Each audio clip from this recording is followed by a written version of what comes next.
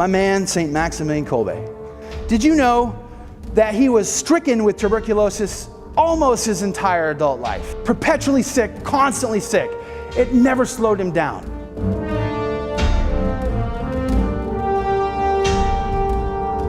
He traveled not only across Europe, he traveled to Japan and China and India, and everywhere he went, no matter where, he would somehow find some sneaky way of putting a miraculous medal on people.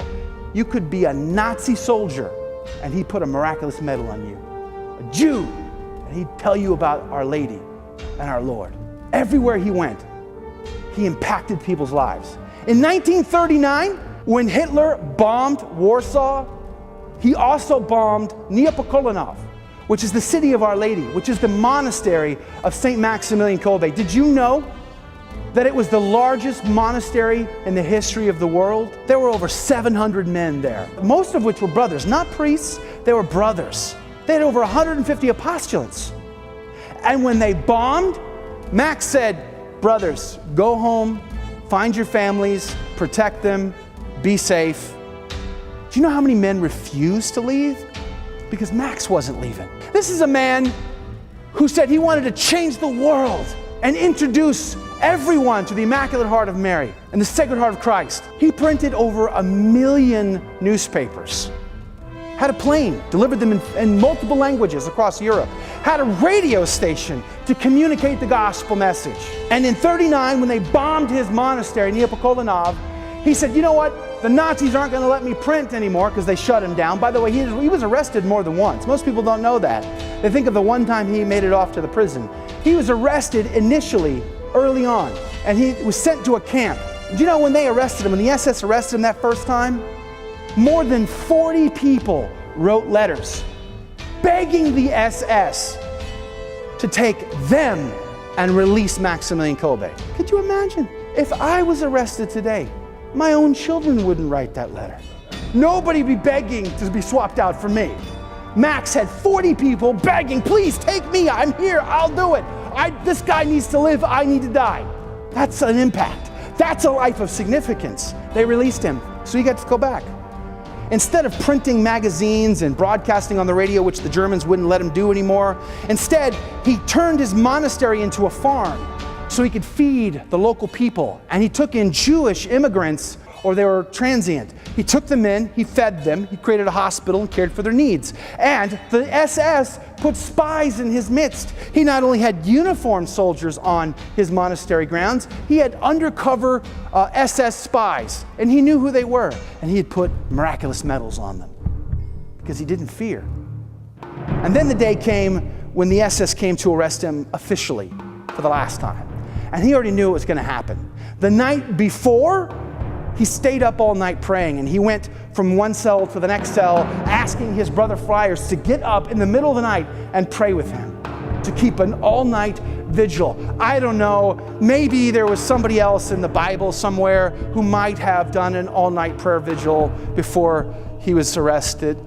Can you think of anybody? And then the next day, he gets the phone call from the guard shack at the entrance of the monastery. His brother, friar, is like, there is the SS here. They're coming in with a train of black cars. St. Max said, yes, Mary, and hung up the phone. He knew, because when he was 9, the Our Lady appeared to him and offered him the crown of purity and the crown of martyrdom. Which do you want? I'll take both. That's heroic. That's significant. That's putting it all on the line. If I could only live like that, even in my own marriage, even in my own job. Imagine what the Lord can accomplish through a complete jackass like me when I say yes. Imagine what he'll do with you. The SS show up, they take him off. He eventually makes his way to Auschwitz. He is a priest, so they give him some of the most disgusting jobs possible. One of which was to carry the dead bodies that they had just gassed to the ovens to be burned. The Nazis thought that would be perfect, a way to disgrace the priests. Every night he was given a piece of bread to eat, maybe a bit of soup. Every day he gave half his bread away. At night, he went from bunk to bunk, hearing confessions, praying over people. When he was sick, and he's sick all the time, you know, the disease and the bacteria and just the craziness of that place, you're always sick, right? So the malnutrition. He goes to the infirmary. He sits by the door so that he can pray for people as they come through. And if they died, he can pray over their bodies as they're on their way out. Always taking that opportunity to live significantly. God's will be done. And the day came when somebody in his block escaped. And the Nazi principle was, with one man escape, I'll take 10 in his place and starve them to death. So when they discovered the man didn't report for roll call that night, they made his block stand at attention all night long. And the next morning, the deputy, a base commandant, comes and he starts to go through the ranks. And he starts this man and that man and this man until he gets to his 10. One of the last men chosen was this guy. He's a Polish, he was a Jew. Gajowniczek was his name. And he just begged the Nazis to let him go. My wife, my kids. And Max heard that. And Max realized that this was the moment to lay it all on the line. This was the moment. An emasculated man pulls back for fear of the loss of pleasure. Well, what pleasures do they have? They got nothing. They've got their life, the breath in their lungs. But Max is not an emasculated man. He's not an effeminate. He's a man's man. And his frail, weak body, shivering up as it were, rushed towards, broke the ranks, walked straight up to the Nazi-based deputy commander, freaked everyone out. I mean, if you'd have dared try that, they'd have just shot you dead. But they were so freaked out by that, they were stunned. Who is this? Who are you? What are you doing? I am a Franciscan priest. I want to replace this man, my life for his.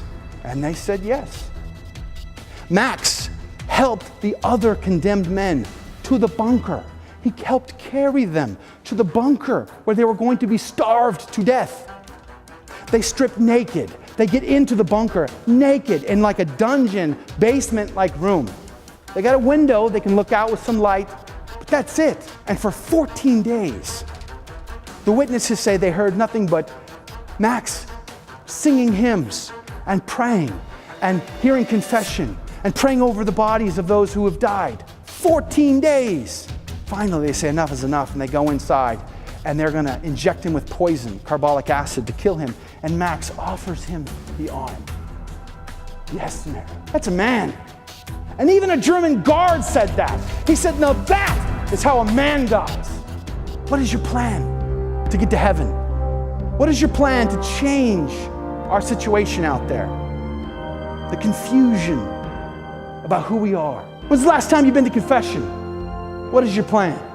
Are you living in a state of grace? What is your plan? How are you going to get to heaven? What is your plan? If you die today, what is your plan? If I die today, God's will be done from my life. Because the only thing that's going to satisfy me, the only thing that's going to scratch the itch, the only thing that's going to get that burning heart inside of me going, that I'm going to feel truly satiated, is the beating heart of Christ. And Max could hear that. He could hear it. And he lived it and loved it.